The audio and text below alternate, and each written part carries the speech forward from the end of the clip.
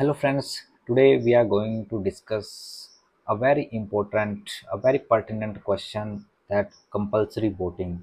Should voting be compulsory in our country or not? Look, recently, uh, 2024 general election concluded, and the current ruling, that is the NDA, formed the government. So, should it be compulsory for every person to vote? First of all, let's talk about why we are talking and about this question. What is the need of why this question arose? The first one is that if we talk about total voting turnout in 2014, it was about 66.14%. In 2019, it was 67%. In 2024, it was 66.14%.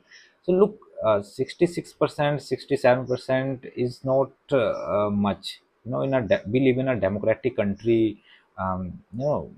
Democratic country where people elect their government, and the government form policies, and that those policies affect each and every individual of this country. Why people are not enthusiastically participating in this democratic process? Why voting turnout is just at 66, 67%? Why people are lagging to participate in this big general election in our country? And our country conduct world biggest general election, and we are the world largest democratic country. And to make that democracy more sound and robust, obviously we need more participation of people to elect their government. So that turnout is very minimal. So that's why this question arises, that why people are not participating, and what are the benefits of 100% participation. So let's talk about this further. Let's talk about some of the positive impact if we make it compulsory for every individual to participate in voting process. The first one is that it will make our democracy more sound. If all people will participate, then that definitely alter the result, final outcome of general election. In 2024, only 66% people participated. If it goes to 100%, then that definitely changes the entire outcome of elections. So it will make our democracy more sound, robust, and more inclusive, and much more people centric. So yeah, that's the first benefit. Second benefit is that it awaken the citizen. Maximum citizens in our country feel that, oh, why we should participate in this democratic process, how it will affect our life. All governments are doing whatever they want to do, and we have nothing to do with the government. We have to manage our daily household mundane tasks. So they don't feel much streamlined with this democratic process.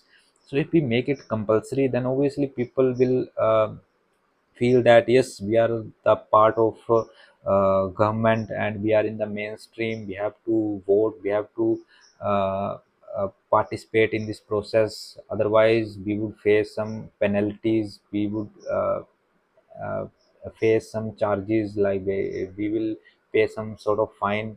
So yeah, that is also the plus point. The second point is that it create pressure on the government also, like they have to install polling booth in each and every far-flung area. Then people will be able to participate in this democratic process. So it creates pressure on the government to make participation of each and every individual, whether making these EVMs more available or using paper ballot. That's a part of the government. The last point about this positive of making this compulsory is that it become a festival in our countries. If all people will participate, then obviously we will celebrate it in a much better manner. Today we are also celebrating it, but after making it mandatory, then people will celebrate it like a cricket. So yes, these are some of the positives. Now let's talk about some negative points. If we make it compulsory, it's a first one is it's a mammoth exercise. It will become such a mammoth exercise for the government, that they have to count that who voted, who not voted, they have to calculate, they have to find those individuals, collect the fine, where to collect that, and how to utilize that fine in welfare schemes. And if they are not imposing fine, they have to um, curtail some of the subsidies to the people who have not participated. So it's a long process, long exercise, and it creates burden on the government part. This is the first point. The second is that people will make different excuses that yes, we couldn't participate due to our health issues, we were traveling during the time of elections and we were not available, and people will make such kind of excuses. Then the government has to identify that which one is correct note. So again, it's a long process. The third one is that freedom. People will say that we live in a country where we have rights, right to freedom, and the government is curtailing this right.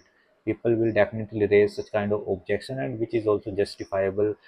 You can't force someone to do anything in a democratic country like our country, India.